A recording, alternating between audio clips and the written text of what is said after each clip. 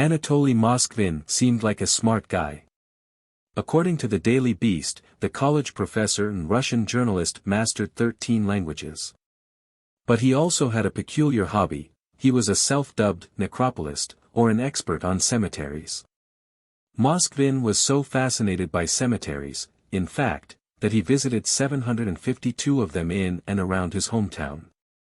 He wrote lengthy reports with titles like Great Walks Around Cemeteries and What the Dead Said that were published in a weekly newspaper called Necrologies. Apparently, this curiosity was tied directly to an incident from his childhood, which he divulged in his last contribution to the paper on October 26, 2011.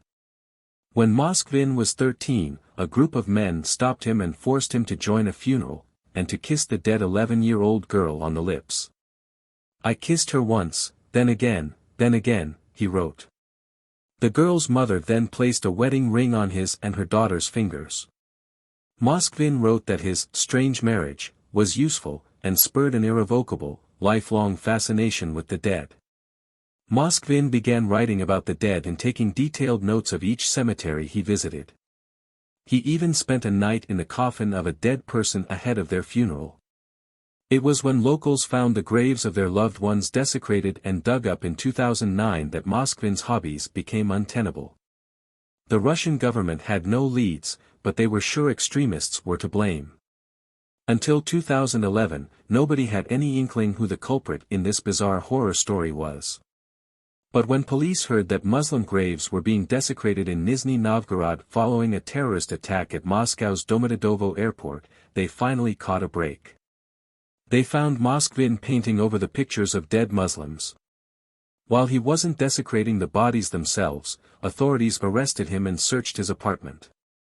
That's when they realized they'd stumbled upon a real-life horror story. Countless life-sized dolls littered the apartment, which Moskvin shared with his parents. The dolls' hands were covered in fabric, and makeup covered their faces. It quickly became apparent that these were not inanimate objects. These were the mummified corpses of human girls. When police tried to move them, music began to blare. Moskvin had embedded music boxes into the chest cavities of these dolls. A dried human heart and a piece of a gravestone were found in the home, as well. The corpses were stuffed with rags, their eye sockets filled with buttons or toy eyes. Moskvin said he would watch cartoons with them, and that he dug them up because he was lonely. He said his biggest dream was to have children, and that he'd been waiting for science to figure out how to revive the dead. His parents had no idea, they assumed their son had a hobby of building large playthings. In court, their son confessed to 44 counts of abusing graves and dead bodies. "I still find it hard to grasp the scale of his sickening work, but for 9 years he was living with my mummified daughter in his bedroom," said Natalia Shardamova, the mother of Moskvin's first victim. "I had her for 10 years, he had her for 9. Despite psychiatrists claiming that Moskvin's condition is steadily improving, prosecutors agree with Shardamova, and have continued to keep him safely removed from society.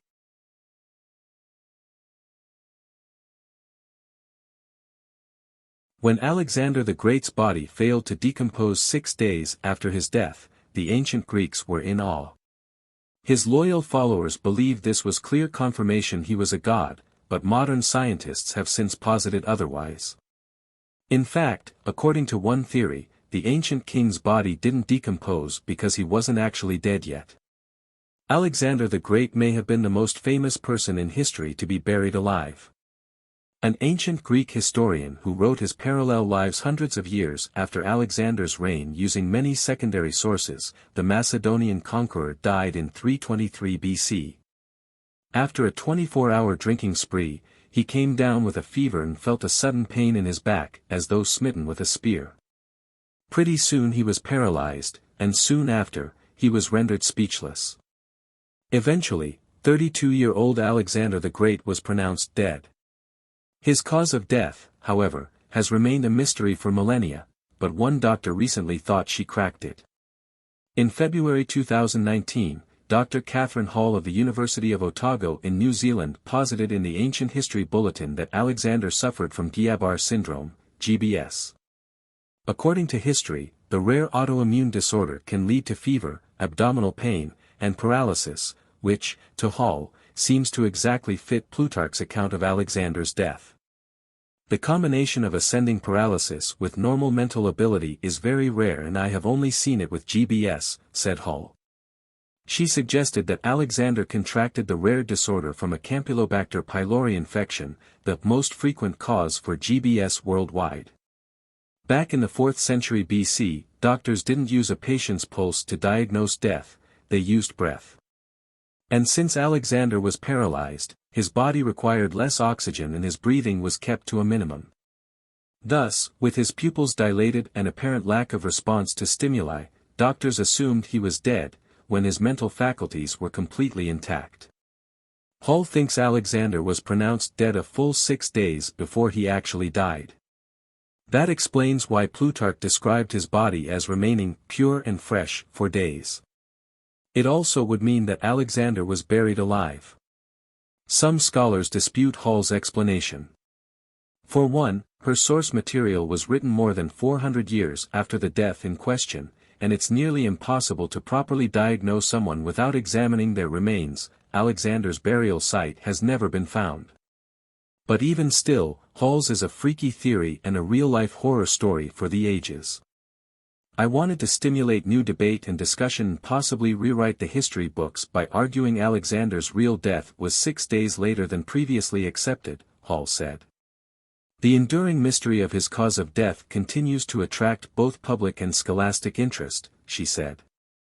The elegance of GBS diagnosis for the cause of his death is that it explains so many, otherwise diverse elements, and renders them into a coherent whole.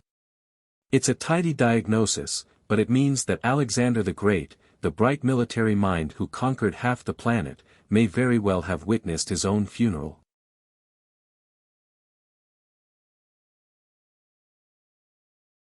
For 3 years in the middle of the 18th century, a ferocious, wolf-like beast reportedly roamed the French countryside, mauling nearly 300 villagers. Most of them were women and children. Local newspapers seized on this horror story and published terrifying accounts, dubbing the creature the Beast of Gevaudan. The first victim was a 14-year-old shepherdess named Jean Boulet, who in 1764 was discovered with her throat ripped out. A 15-year-old was found dead a month later. She managed to describe her attacker as a horrible beast before succumbing to her wounds. More than 100 people had their chests or throats ripped out, as news of the beast made international headlines. The corpses showed clear signs that something with sharp claws and teeth was responsible, while the press described a wolf-like animal with russet and black fur, a wide chest, large mouth, and very sharp teeth. It didn't take long for infantry leader Jean-Baptiste Duhamel to organize a 30,000 volunteer hunting party to find and kill the beast. According to Smithsonian, they offered a reward equivalent to a year's salary for ending the ghoulish creature's life. When that didn't work, King Louis XV sent his own bodyguard, François Antoine, down south to get the job done. In September 1765, Antoine and his team finally killed a large wolf. They returned to Versailles and received their reward from Louis XV, and the attacks on Gevaudan ceased entirely, but only for a couple of months. With every subsequent attack, the animal's description became more fantastical. Some accounts described it as a supernatural being that walked on its hind legs. Others said it was more like a werewolf, part man. Fed up with losing his loved ones amid a near-constant state of terror, one local farmer took matters into his own hands. As this real-life horror story goes, Jean Chastel wandered into the mountains, armed with a gun and a few silver bullets. He sat down and read the Bible, hoping that making himself an easy target would lure the beast from its lair. It worked. Soon enough, the beast appeared, Chastel shot it, and he brought it to the king. Some accounts claim the wolf's stomach was opened up and had human remains tumbling out. Historians have long debated what actually occurred at Gevaudan. Some argue it was merely mass hysteria and a pack of wild wolves that did the killing, while others claimed it was a lone, rabid wolf or an escaped lion. Nonetheless, This horror story inspired Robert Louis Stevenson's 1879 book Travels with a Donkey in the Cevennes and modern productions like Christophe Gans' 2002 horror film Brotherhood of the Wolf.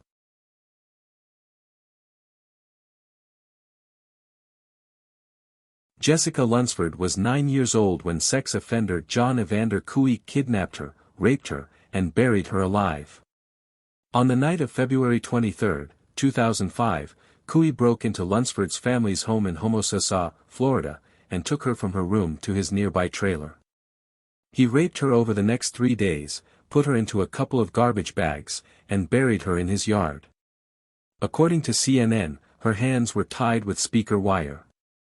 The little girl was found clutching a stuffed dolphin that her father had won for her at a state fair. Cooey allowed her to bring it with her before he committed his unspeakable acts. Her blood was discovered on a mattress in Cooey's home, as were her fingerprints. The killer was said to have told Lunsford that he would take her home, but that he didn't want her to be seen and get in trouble. And so he convinced her to climb into a garbage bag. He then placed a second bag over her head, and shoved her in a hole in the ground, before covering her with dirt. She poked a few fingers through one of the bags before suffocating to death. To make this ghastly horror story all the more terrifying, prosecutors later realized that Lunsford was probably alive when police interviewed Cooey in his home. Cooey's timeline after he kidnapped Jessica Lunsford leaves open the possibility that she was alive, and in the house, at the time of the first and possibly second interview, with Cooey, a prosecution memo said. Jurors convicted Cooey of first-degree murder, kidnapping, and other charges in March 2007. He caused a slow, suffering, conscious death, said Judge Rick Howard. Her only source of comfort during this horrific experience was her purple dolphin.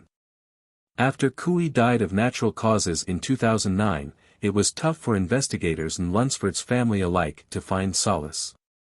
"I know he didn't suffer the way Jesse did when he killed her," said Chief Investigator Sheriff Jeff Dawsey. "I'm sorry I won't get to look him in the eyes as he died, but I'm relieved to know he'll never hurt another child again."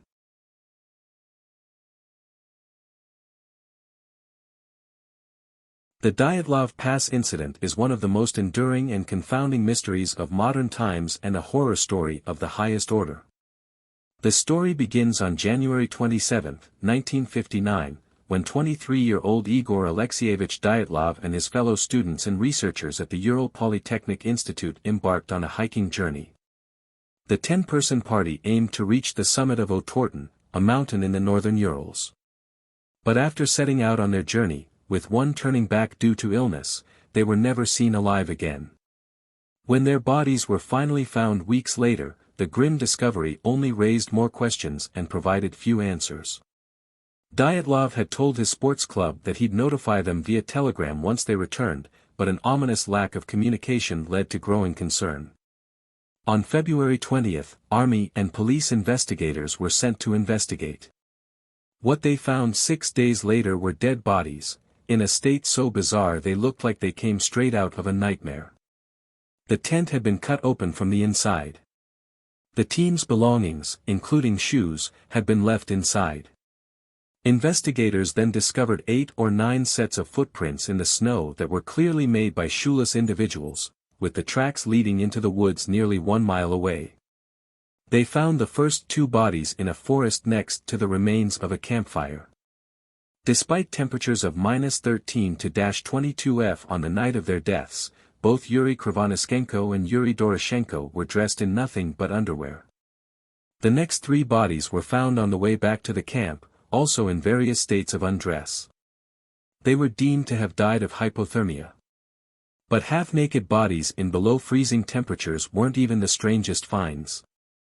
When the other 4 bodies were found in a ravine 2 months later, after the snow started to melt away, everything got spookier. 2 of them, Ludmila Dubinina and Semyon Zolotaryov, were missing their eyeballs, and both had broken ribs. Dubinina's tongue was missing. Nikolai Thibault-Brignol had suffered severe fractures to his skull, the kind that result from a car accident. 2 of the 4 were wearing clothing that tested positive for radioactivity. More than 6 decades later, despite Russia's intention of reopening the investigation and solving the case, no clear-cut explanations have been put forward in this baffling horror story. Investigators looked to the hikers' diaries and undeveloped photographs for clues, but all they pointed to was how the weather and visibility worsened as the hikers' journey continued. That would explain why some died of hypothermia, but it leaves the missing eyeballs and tongue a total mystery. One theory posits they headed west by mistake and ended up on the slope of a mountain the indigenous Mansi people call Kholat Syakhl, or Dead Mountain, where the Mansi then ambushed the hikers. Some have suggested a forceful avalanche was to blame, or that they might have been driven insane by hypothermia. Still others believe the murders were part of a Soviet cover-up of secret radioactive weapon testing, or that they were killed by aliens. There's no clear-cut evidence for any of these theories, however. Real-life horror stories often end without answers.